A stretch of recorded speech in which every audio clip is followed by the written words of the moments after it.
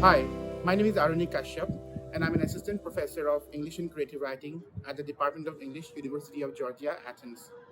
I'm delighted to win the Arts Lab Faculty Fellowship of Spring 2022 from the Wilson Center of the Humanities.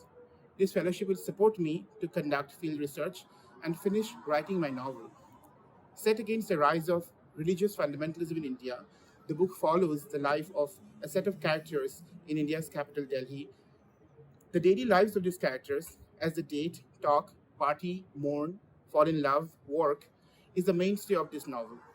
But I really hope these small and big events in their lives create a picture of what it means to live under the duress of state violence. In the last few years, especially since 2014, we have seen the army enter our university campuses. Politicians interfere in our classrooms and tell us what to teach, and armed security forces ravage our libraries.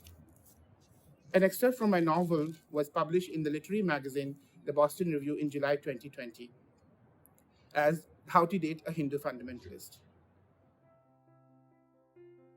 Karan drove me home, since we both lived in the Delhi University enclave, the same place where I had spent the best years of my life after moving to Delhi to study at the university.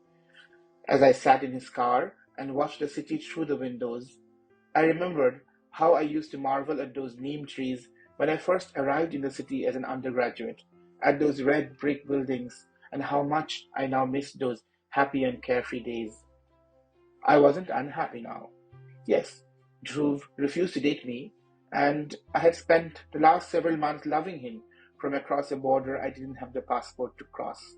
Had spent the past few weeks going to a therapist and trying to be comfortable in my skin and also accept his rejection. Not that I had never known about myself, but I wasn't prepared for such intense feelings. I was writing poems, bad poems, and I had never written poems about anything, not even a flower. The happiness of Delhi University's undergraduate days had a different kind of joy, a sort of joy that came with the ability to ignore responsibilities, a sort of pleasure that you felt because you didn't have to give yourself an A in everything you did, the kind of joy that could be easily bought after a long, stressful day with $10 in exchange for a plate of Maggi and egg bhurji. And if you had six more, you could buy a banta, a very sweet lemon and soda with chaat masala. There was enough room for slipping and falling. But now, I couldn't slip or fall. I had a job that paid me well. I didn't care about the state of literature in the world, but I wrote book reviews and long form essays that added some money every month to my current income. I couldn't miss the deadlines. I couldn't wake up in the morning and sleep late, missing a lecture, because now I was a lecturer. We were so happy when we could allow ourselves to fail. I think that the narrative is the heart of almost all artwork. I believe this view not only because I'm a storyteller, but also because storytelling is a crucial tool to ensure justice in a politically charged situation where human rights are denied and violated with impunity. Because of its public nature, art brings the perpetrators of human rights violations to a public trial by exposing the reality to the public. On the other hand, when art travels, it invites empathy.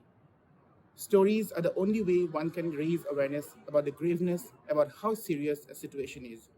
And that's why we need reporting, photography, fiction, poetry, short stories, and of course, novels. They are, in fact, different vehicles of human rights, which helps us form public opinion. As a writer and teacher, I'm interested in how human rights discourse intersects with literature and storytelling.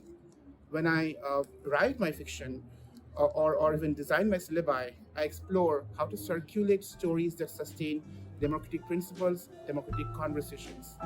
I really hope my work will continue to do that, and I'm absolutely grateful to the Wilson Center of the Humanities for giving me this grant. Thank you so much.